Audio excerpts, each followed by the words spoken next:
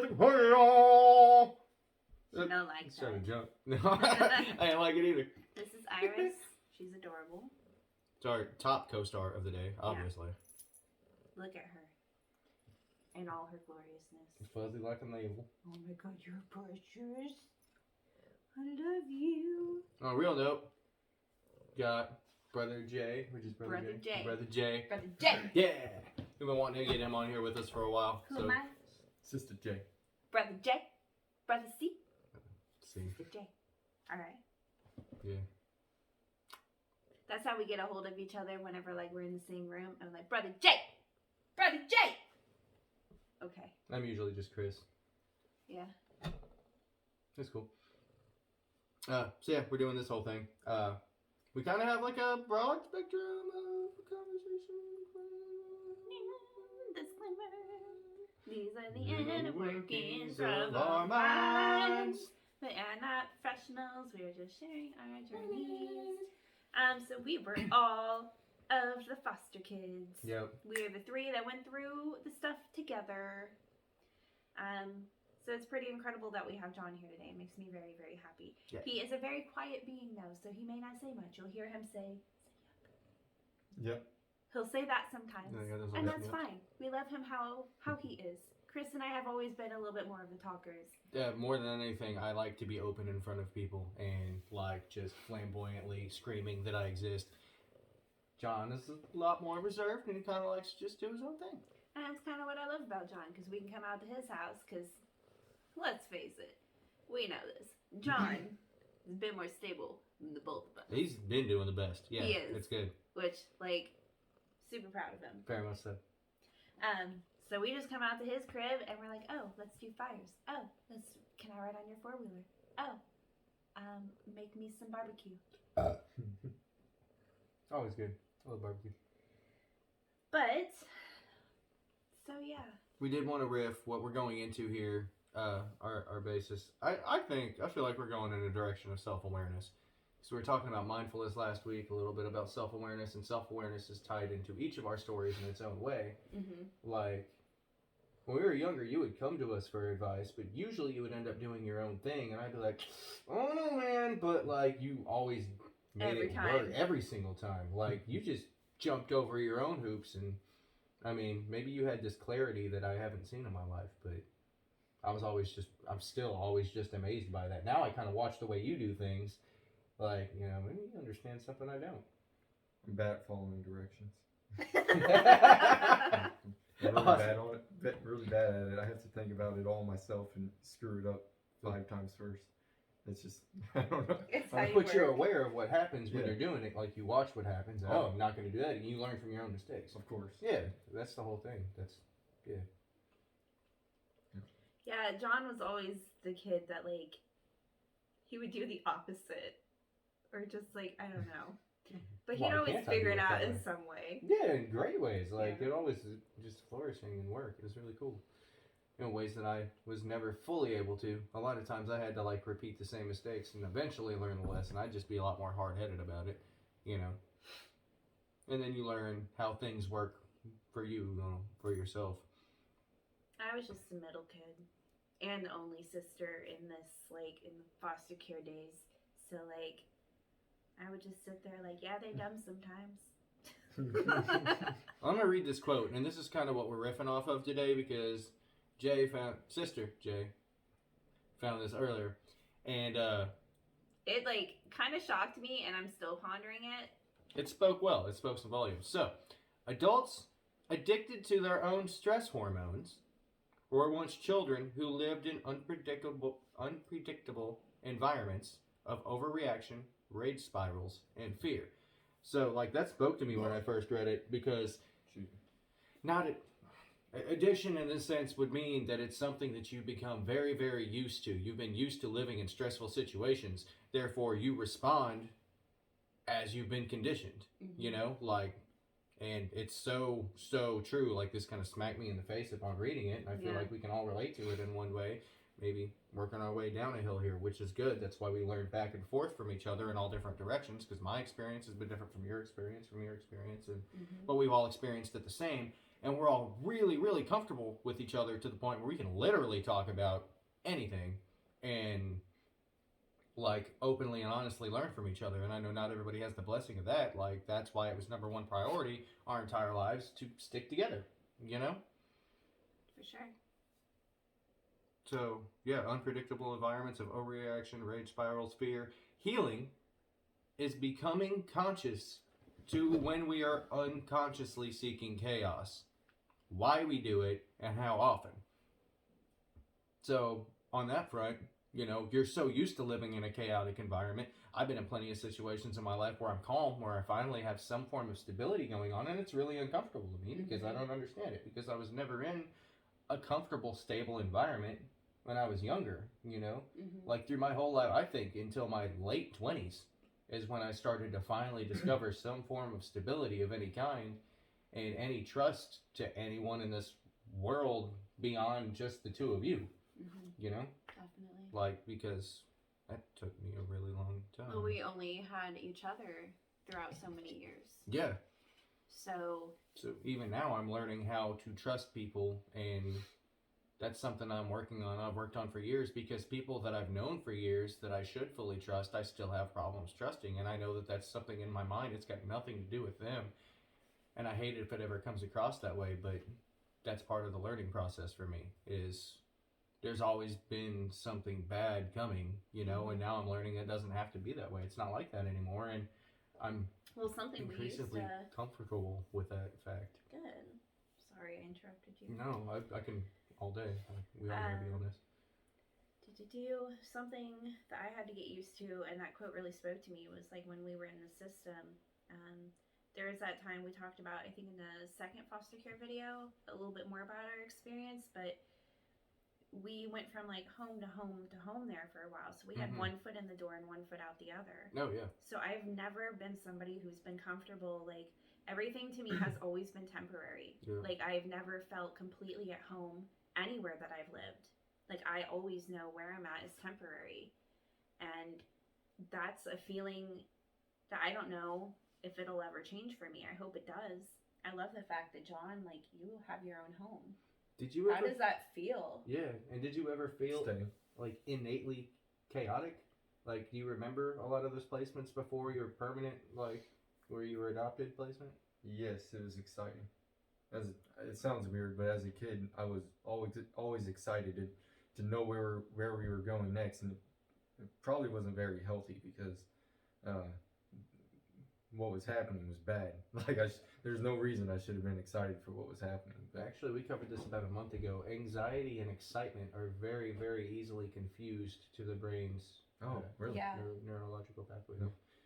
So the brain often interprets one as the other. So the fact that you felt excited is a good thing. It means it wouldn't have traumatized you as badly. You know, that's the better of the two experiences. So. Oh no, I'm just listening. No. When it comes down to it, growing old, I just like to be steady anymore. I'd rather, like, it just seemed more financially stable to, you know, do what I'm doing now. Definitely. No, for sure. And that's all it comes down to, is just saving money. I'd rather. Yeah. You have what you need. You're prepared for things. Right. I mean, that's good. Sometimes I like to just look and like, hey. Yeah, I have not felt that. I feel very like chaotic with my finances. I'm not somebody who's ever been able to just like buckle down on myself. I'm learning. I deleted all my shopping apps on my phone. I didn't. I don't shop online a whole lot though. Because I'm like, I am out here spending all this money on clothing. Because I've also realized something about myself is clothing and how I dress myself on the outside is like an extension of how I feel that day. So like, I'm feeling very colorful and blue and like spunky today, so I dress that way. Some days I just dress in all black because that's like, I just want to be that. If it bothers you that much, you could always go with the plain shirt and the flannel.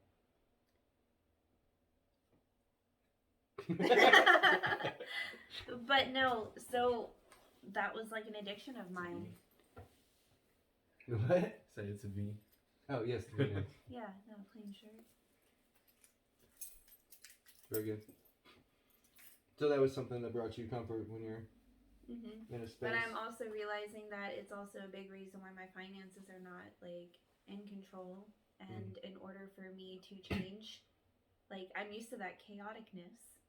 So what I do now is I've been thrifting, and it's cheaper. much cheaper. And I honestly have found like some amazing things there that yeah. But plenty of benefits of secondhand. I don't know why I chose shopping as that thing for me.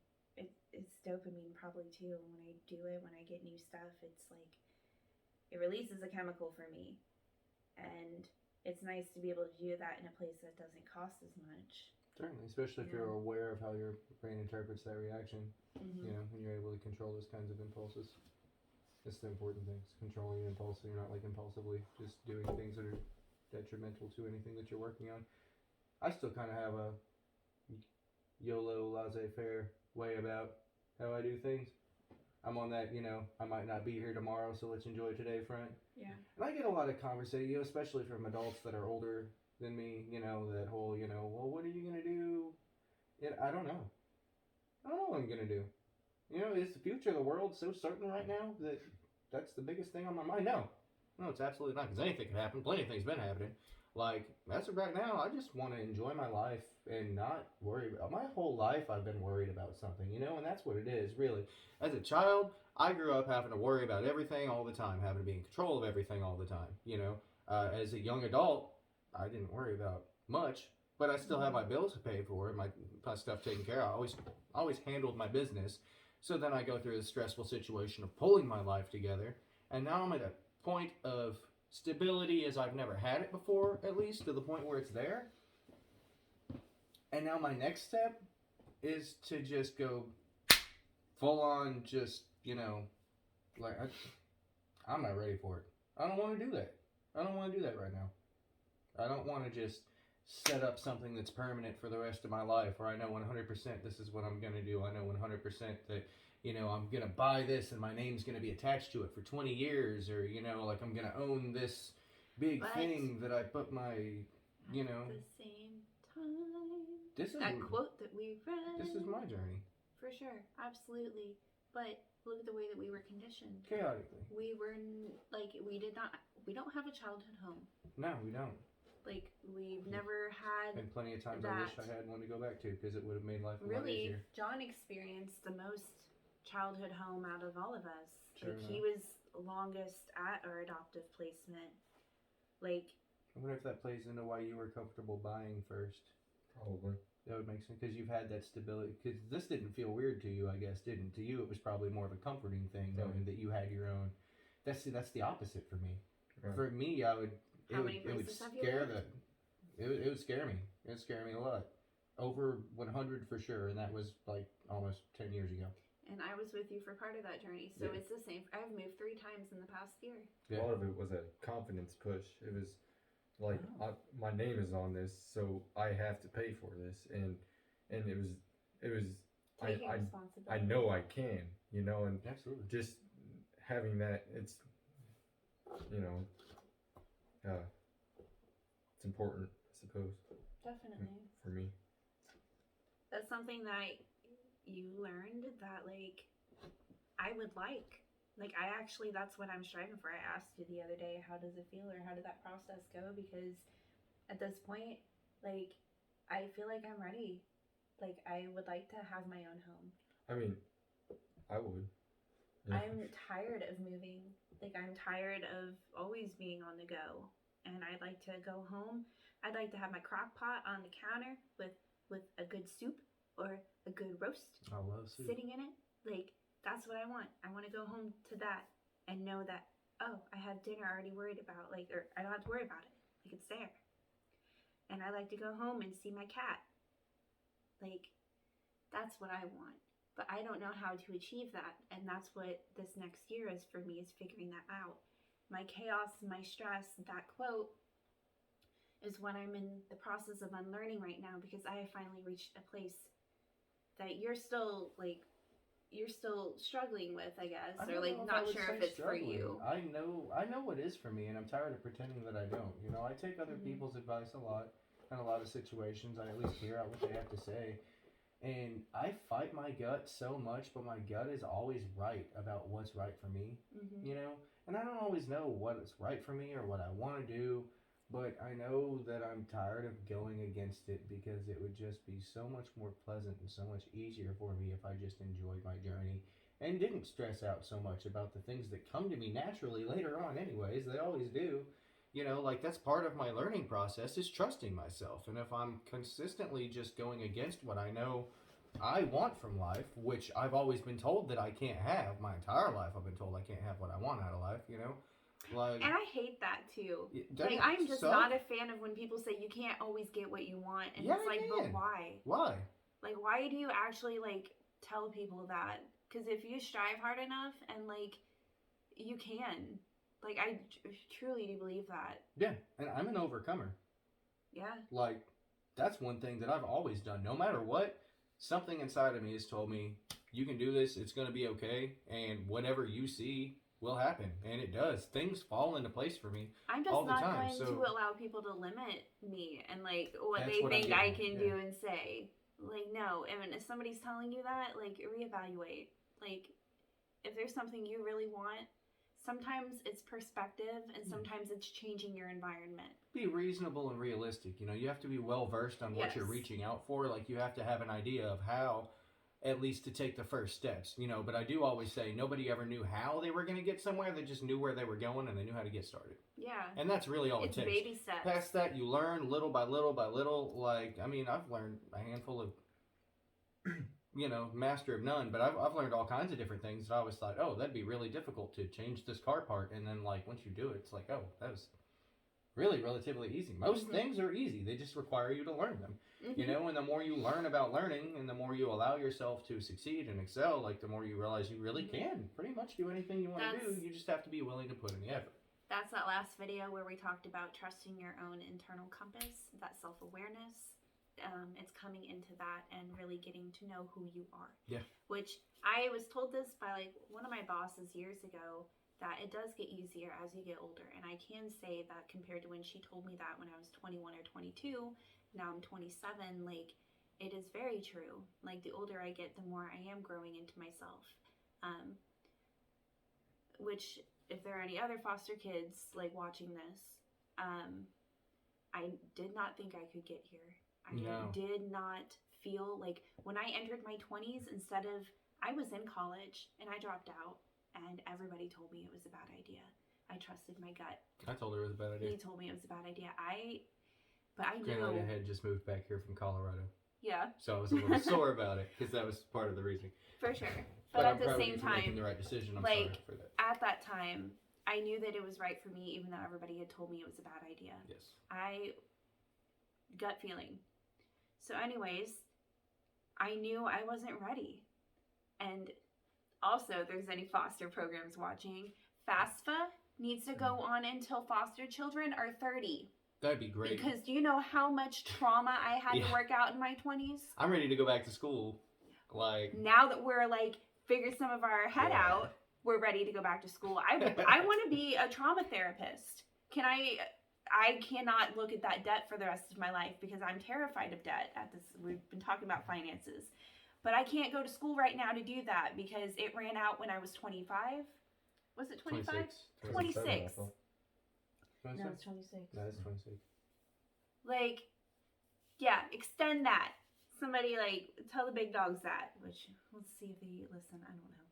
Anyways. That's all government funding and programming and stuff that Yeah. we don't get to get into because I'm definitely not throwing my beliefs on the government in these. But anyways, like, so my early 20s were all about figuring out, like, unlearning all these behaviors and patterns I was taught through all the foster parents. All of them.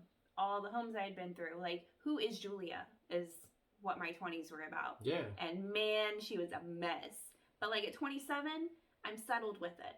Like, I have a very good idea of who she is finally. And I feel like I'm now ready to, like, go forth with my path. My internal compass is there. I have the starts. Here we go. Identity. And now to give each of us our own rant, Jonathan, why do you believe or not disbelieve that Pluto is or is not a planet? What? Is Pluto a planet? No. Wow. Really? You're gonna shoot the little guy down like that? He is. I put him on here. She brought him with.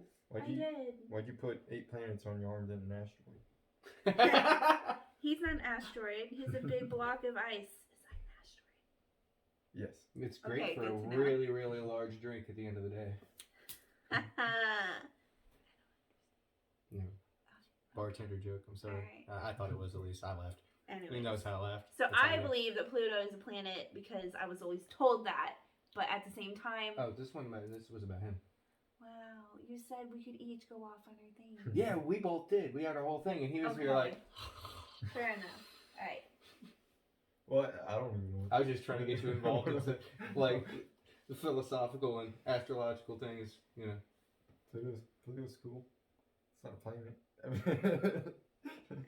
I guess I put the asteroid on here because I felt like Pluto deserved that because, you know, Ugh. they were like shunned. They were just, whoop. And I still care. What about all those asteroids in the asteroid belt? Those are all stars.